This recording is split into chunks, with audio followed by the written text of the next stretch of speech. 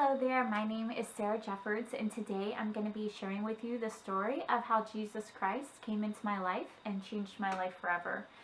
So I had been exposed to Christianity from a very young age. When I was a little girl, I had an aunt and uncle who went to church regularly, and they really loved the Lord, and so they would sometimes take me and my siblings with them when they went. I didn't necessarily grow up in a Christian home, but I was exposed to Christianity from a young age. And even during my young teenage years, there were different periods of time where I would attend church regularly with friends that were also going to church at the time. And so I don't ever remember a time in my life when I didn't believe in God and I didn't believe in Jesus or even the gospel. But the truth is, until the Lord got a hold of my heart in early 2003, I had a head knowledge of Him, but my heart was definitely not surrendered to Him. And I got into just a lot of trouble as a young girl. I hung out with my older sister, who of course hung out with people who were older than her. So by the time I was 14, I was exposed to drugs. I started, experimenting with drugs. I started smoking cigarettes. And so that lifestyle continued until the Lord got a hold of my life when I was just before my 20th birthday. And so when I was 17, I got into my first, serious relationship with a boy, and I became sexually active. And again, that lifestyle continued until God rescued me and got a hold of my heart. And I remember it was right after New Year's in 2003. My older sister, who I told you had previously lived a very sinful lifestyle as well, she had a few years before given her heart to the Lord and was attending church, and she was always inviting me, but I was really busy. I had started going to cosmetology school, and I was doing that full time, and I was working 2 part-time jobs, and I was just really busy all the time. However, I think the Lord just really used that season to set me up, because what happened was, while I was in school and working those 2 jobs, I kind of lost touch with a lot of my friends just because I really didn't have time to hang out with people. I was seeing a guy at the time, but that relationship had started to go south. And so my sister is always inviting me to church, and finally I had a Sunday free, which almost never happened. And so I was like, okay, sure, I'll go to church with you this week. And when I went to the church, I noticed there were several people there that I grew up partying with and hanging out with. And they too had given their heart to Christ and were now living a totally different lifestyle. And so that was really encouraging to me. And there was just something there that I had never noticed before in the other churches. I'm not saying that those churches, the people didn't love the Lord or weren't on fire for the Lord, but there was just something very different. And I could just feel the Lord really drawing my heart and really just putting a hunger in my heart and opening my eyes to see things about Him and the gospel that I had never really saw or gotten before. And I remember one of the big turning moments for me was when I went to Bible study the following week.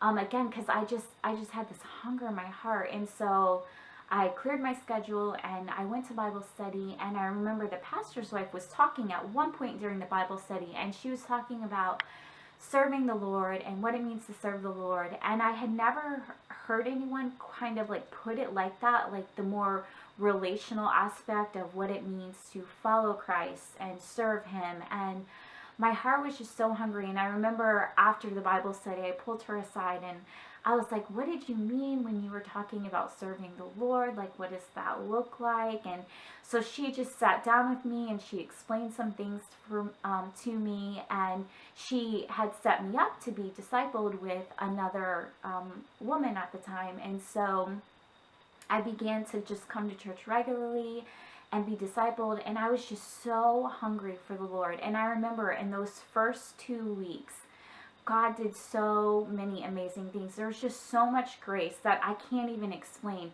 to just completely completely walk away from my sinful lifestyle. I quit smoking cigarettes that I had been smoking since I was 14. I quit doing drugs. I broke up with my boyfriend. I had no desire for those things anymore. And again, God was just pouring out so much grace and calling me to Him. So I completely turned from that sinful lifestyle. However, I did come into my walk with the Lord with a lot of baggage. I was hungry for Him. I was hungry for the Word. Again, I was discipled by a young woman, and she just really helped mentor me and teach me truth.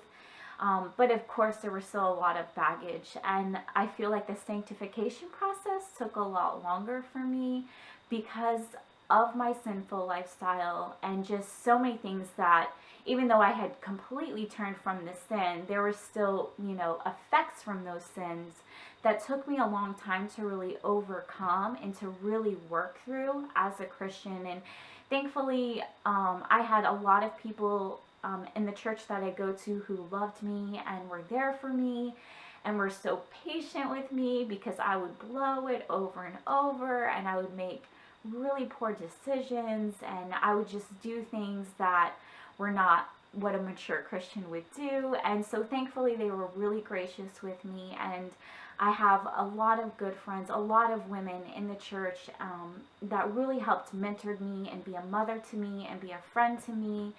And so I'm really thankful for those people who, like I said, were so patient with me during those early years of when I gave my heart to Christ, and as He was just continuing to sanctify me and pull out the things of the world from my heart and transform me into the likeness of His Son. And so after I got saved, I was discipled, like I said, and then I eventually moved into teen ministry and life group ministry.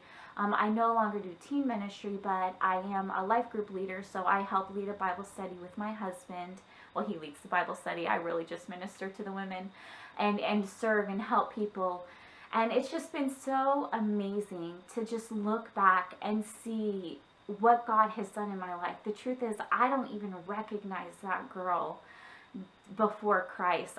It seems like it was a lifetime ago, and He's done so much in my life. Of course, now it's 2018. This is now 15 years later. Is my math? Yes, 15 years later.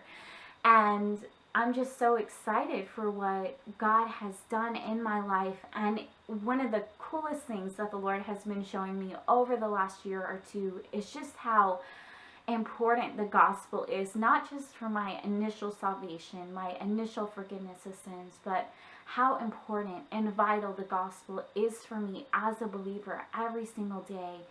And just showing me that the gospel is so much more than Christ came and died for my sins, though that is so important, but that He was raised to life again. And when He was raised to life, I was raised to life with Him. And that grace that brought me to salvation is the grace that carries me and empowers me to live a life totally sold out for the Lord. It's not my own strength. It's not my own righteousness. It's the righteousness of Christ. It's Christ living in me. It's Christ living through me. And it's just been really exciting for the Lord to begin to really open my eyes to see a bigger, fuller picture of the gospel and just how relevant it is for me as a believer, just walking day by day with Him, walking in His Spirit, being empowered by His grace. One of my favorite verses that I constantly cling to as a Christian is in John 15, which I love that whole chapter. But when Jesus is telling us to abide in me, for apart from me, you can do nothing. And the Lord has just been revealing that verse to me in more and greater depths, especially over the last year, how I can do nothing apart from Christ. And anything good that I do, it's because Christ is in me and He's living in me. And I'm just really, really thankful for the work that He's done in my life. And so I just encourage you, whether you're an unbeliever who's not quite ready to surrender your heart to Christ, or you're a seasoned believer like I am now, to just always continue to go back to the gospel and remember what Christ has done for you. And if you're not a believer, then I'm praying that God would get a hold of your heart and He would do that same work that He did in me for you.